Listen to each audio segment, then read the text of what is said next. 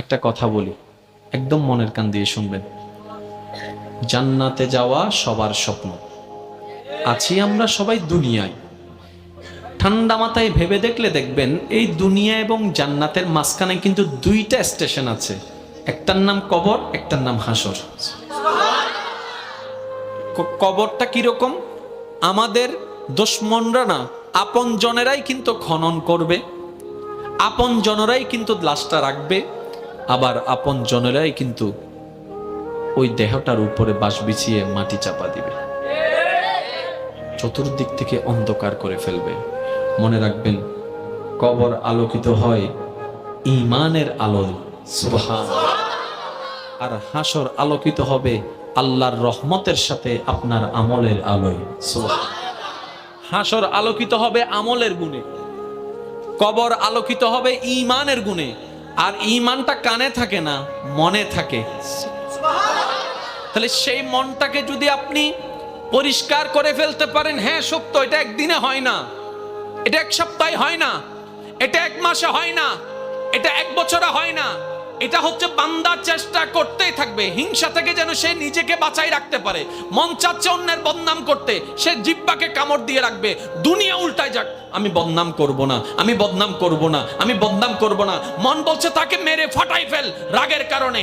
আপনি বলবেন দুনিয়া উল্টায় যাক, আমি তার গায়ে হাত তুলব না, আমি মাফ করে দিলাম, আমি মাফ করে দিলাম। কেউ একজন এসে বলল অমুক তোর নামে বদনাম করছে, যা যা বিশ্রী কথা বলছে, আপনি মুস্কি হেসে কথাটাকে রিসিভ করে বলবেন আলহামদুলিল্লাহ, আমি তাকে মাফ করে দিয়েছি। এভাবে যখন বান্দা চেষ্টা করতেই আছে, শয়তান আপনাকে হয়তো অন্তর ঘরে, না হয় বন্ধু বান্ধব দিয়ে কিছু কথা আপনাকে কানের মধ্যে পিন দিবে। যেমন কিছু কেউ কেউ কেউ আপনাকে এসে বলবে যে তুই কি ঠান্ডা হয়ে গেলি, তুই কি হার মেনে গেলি, তুই কি পরাজিত হয়ে গেলি, তুই মারতে পারিস মারস না কেন, তুই বলতে পারিস বলস না কেন, তুই বাধা দিতে পারিস দেশ না কেন। আপনি বলবেন দুনিয়াকে খুশি করার আমার দরকার নাই, আমার রবকে খুশি করার দরকার। সুবহানাল্লাহ। মনে রাখবেন ভাইয়ের একটা কথা, সব কিছুর মূলে রব। আপনি ডাইনে থাকেন, বামে থাকেন, সামনে থাকেন, পিছনে থাকেন, এভরিথিং, সব কিছুর মূলে গিয়ে রব।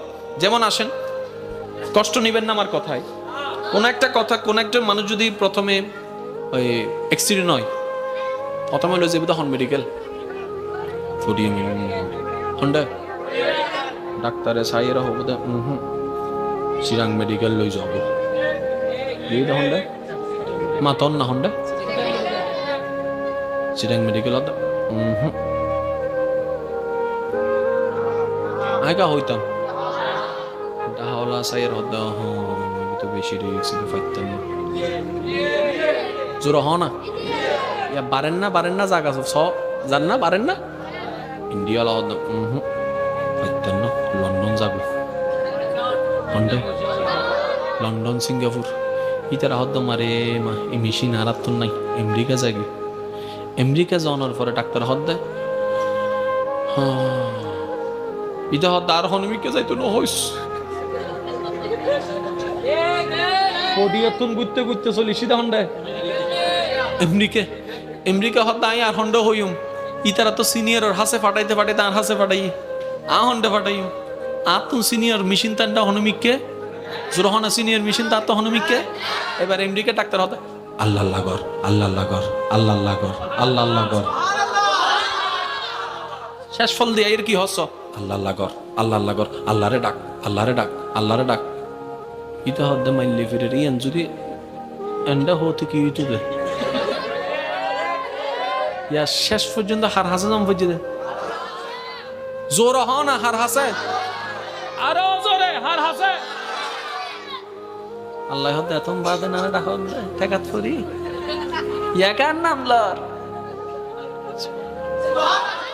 তো জিয়েন ঠেকাত ফুরি লম পরে ইয়ান আল্লাহ পছন্দ না করে। আল্লাহ হদ্দে আল্লাহ পাক বলছেন বান্দা ঠেকাই পড়ে আসলে আমি রহমত করি, কিন্তু আমি বেশি খুশি হই যখন আমার বান্দার কোনো ঠেকা থাকে না, সে নিজে থেকেই আমাকে স্মরণ করে, নিজে থেকেই আমাকে ডাকতে থাকে।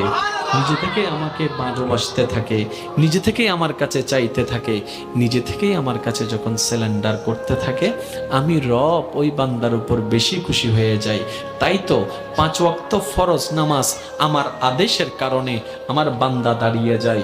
ব্যবসাকে পিছনে রেখে, চাকরিকে পিছনে রেখে, রান্নাঘরকে পিছনে রেখে, শত ব্যস্ততার মধ্যে আমার বান্দা 5 ওয়াক্তে 5 বার ওয়াক্তে ওয়াক্তে আমার ডাকে সাড়া দিয়ে নামাজে দাঁড়িয়ে যাচ্ছে।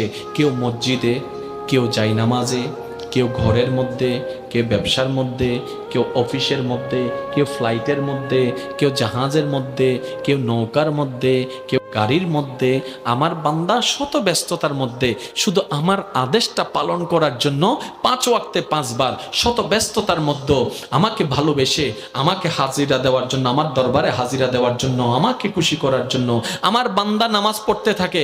কিন্তু এর ভিতরেও যদি কোনো বান্দা রাতের ঘুমটা হারাম করে, যাই নামাজটা বিছিয়ে চুপি চুপি সবাই ঘুম তাহাজ্জুদের জন্য দাঁড়িয়ে যায়, আমি রব তখন আরো বেশি খুশি হয়ে যাচ্ছে। কেন? আমি আমার বান্দাকে বলিনি, সে নিজে থেকে এসেছে। আরেকটু জোরে বলেন। আমি আমার বান্দাকে বলেছি, বান্দা ঘুমাও। বান্দা দাঁড়াই গেল জামাতে নামাজে, বান্দা দাঁড়াই গেল যাই নামাজে। এবার ফেরেশতা জিজ্ঞেস করে, মাওলা সে তো ঘুমাই না, দাঁড়িয়ে আছে। বান্দা বলে যে আল্লাহ তোমারে চাই, তোমার রহমত চাই। রব বলে যে এই জিনিসটাই তো আমার ভালো লাগে, যেটা নিজে থেকে বান্দা আমার জন্য করে। সুবহানাল্লাহ। একটু দেখেন, এখানে কঠিন কিছুই নাই। মনে রাখবেন ভাইয়েরা, সব কিছুর মূলে হচ্ছে কে? তো যেখানে মূলটা আপনার আল্লাহ, আগে থেকে ওটা ওনাকে ধরে বসে থাকেন না। ওয়াতাসিমু বিহাবলিল্লাহ। সুবহানাল্লাহ। তাহলে কিন্তু আর এত দিক বেদিক ডাইন বাম করার কোনো সুযোগ দরকারই নাই। বলেন না?